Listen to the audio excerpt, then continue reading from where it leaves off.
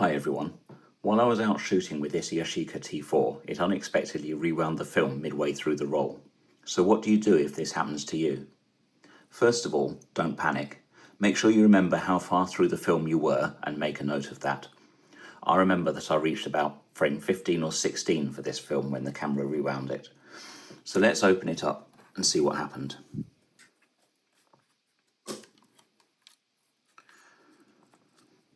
We can see here that it's left a little bit of the film leader out. If your camera didn't, you can use a film retrieval tool to get it back. I'll leave a link to one of those in the description below. As you can see in this case, the end of the film has folded over.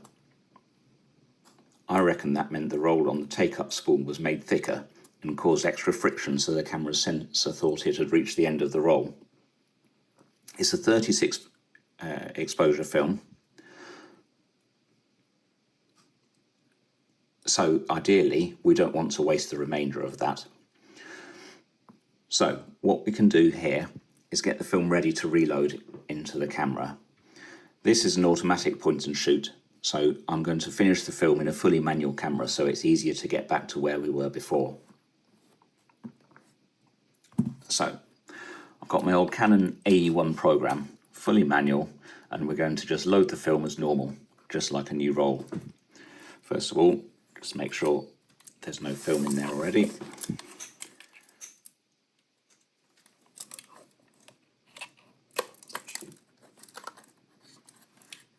And we're just loading this up as though it's a new film. In fact, what I'll do,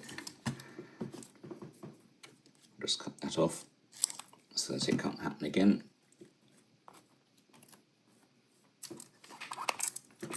And then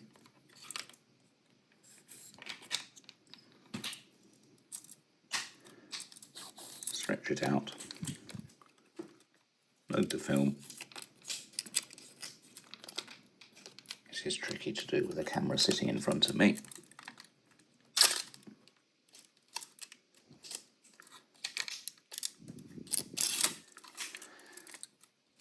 Close the back and just make sure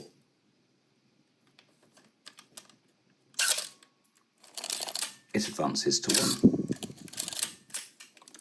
Right.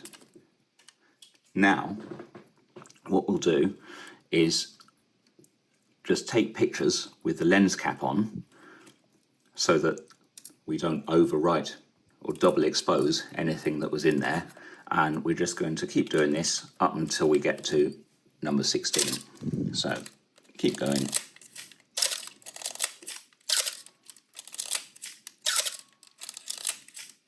And so on.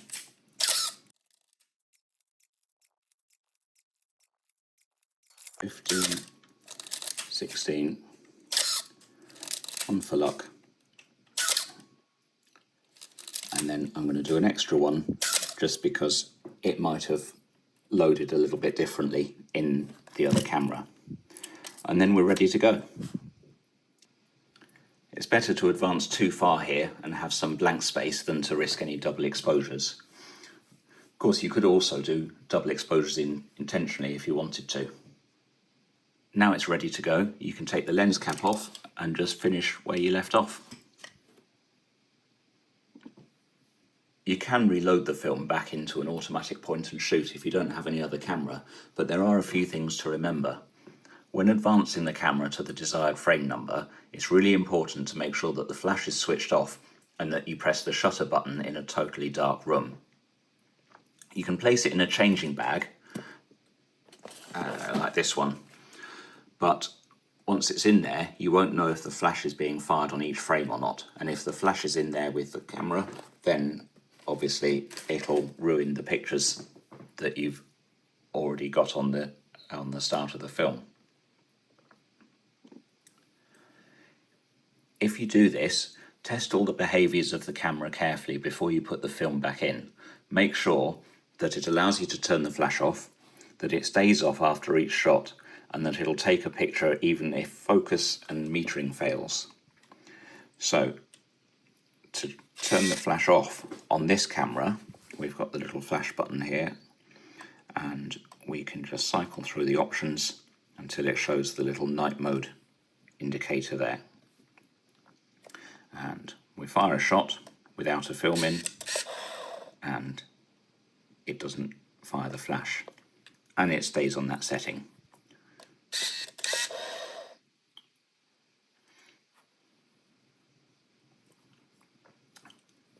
Taking a picture, even if it fails focus, you can do a simple test. Just hold your hand over the lens, fire the button and see if it takes a picture, which it did. That's not going to be enough dark for when you've got the film in there. So now, keeping the camera on, because in this camera, if we turn it off and then turn it back on again, it resets the flash setting back to auto. So we need to remember, if you've switched it off, that you need to reset and turn the flash back off again. And that's it. Remember that if something goes wrong, the important thing is just don't open the back until the film is safely inside the canister. Then, if you need to, you can just start this whole process again. And that's it. Thank you very much for watching. Please give it a thumbs up and subscribe to my channel, and I'll catch you in the next video.